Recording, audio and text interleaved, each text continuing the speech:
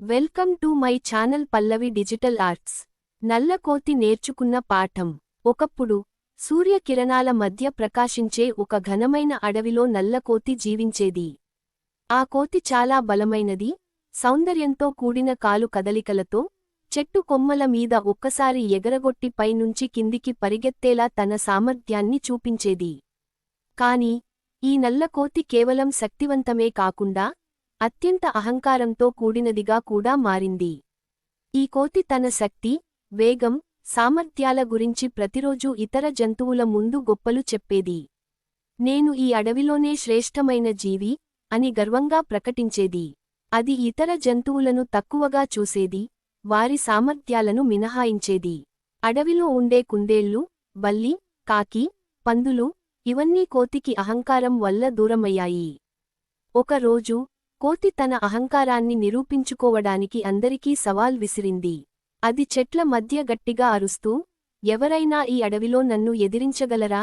నా వేగం, నా చాతుర్యం ఏ జీవికీ సాటి కావు అని గర్వంగా ప్రకటించింది. అందరూ నిశ్శబ్దంగా ఉండగా ఒక చిన్న బల్లి ముందుకు వచ్చింది.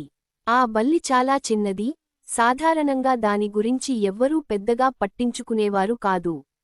కాని ఈసారి బల్లి ధైర్యం చేసి కోతిని సవాల్ చేసింది. నన్ను పట్టుకోగలవా అని అడిగింది. బల్లి మాట విన్న కోతి గట్టిగా నవ్వింది. నీలాంటి చిన్న జీవి నన్ను సవాల్ చేస్తోంది. ఇది ఎంత హాస్యాస్పదం అని కోతి చిన్నచూపుతో చెప్పింది. కాని సవాల్ను స్వీకరించడం తన గౌరవం అని భావించి బల్లిని పట్టుకునేందుకు సిద్ధమైంది.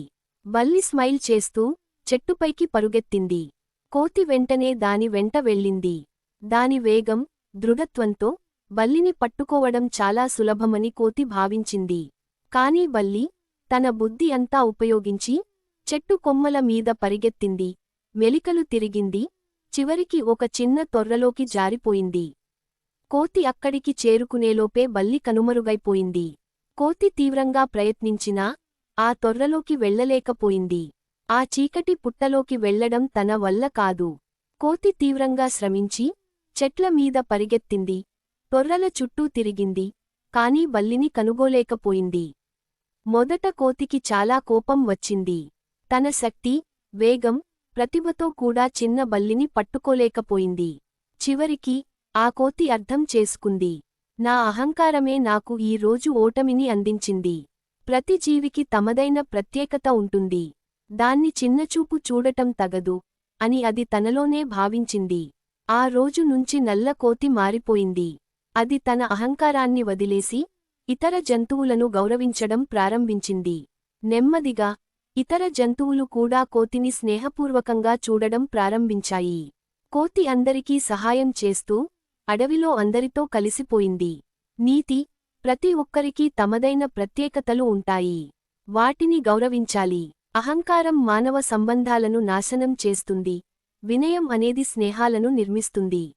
Thank you so much for watching. Please like, share and subscribe.